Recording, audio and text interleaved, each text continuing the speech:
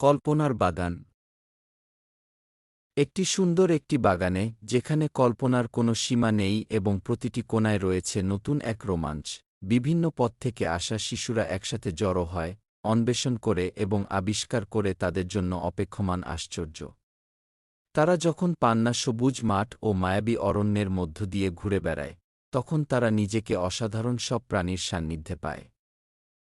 প্রতিটি আগের চেয়ে আরও বিস্ময়কর। বিশাল পাহাড় থেকে ঝলমলে নদী পর্যন্ত এই রহস্যময় রাজ্যের প্রতিটি কোণায় লুকিয়ে আছে কোনো না কোনো গোপন রহস্য।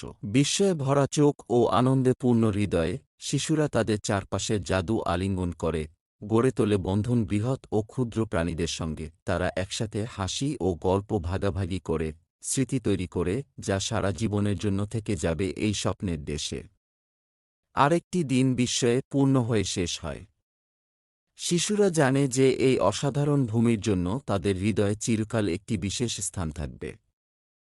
তারা তাদের জাদুকরী সঙ্গীদের বিদায় জানায়, আবার ফিরে আসার প্রতিশ্রুতি দিয়ে এই মায়াময় জগতের রহস্য পুনরায় আবিষ্কার করার জন্য। এই গল্পে আমরা শিখলাম যে কল্পনা, বন্ধুত্ব এবং প্রকৃতির সঙ্গে গভীর সংযোগ আমাদের জীবনে কতটা আনন্দ এবং অর্থ এনে দিতে পারে। গল্পে আমাদের মূল শিক্ষা: ১. কল্পনার শক্তি। একটি মুক্ত কল্পনার জগৎ আমাদের সীমাবদ্ধতাকে অতিক্রম করতে এবং নতুন কিছু দিতে পারে। ২. বন্ধুত্বের গুরুত্ব।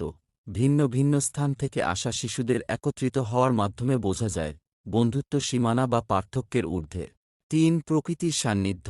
সবুজ মাঠ, মায়াবী বন জাগিয়ে তোলে। বন্ধুরা, আমাদের চ্যানেলটিকে লাইক ও সাবস্ক্রাইব করে রাখো।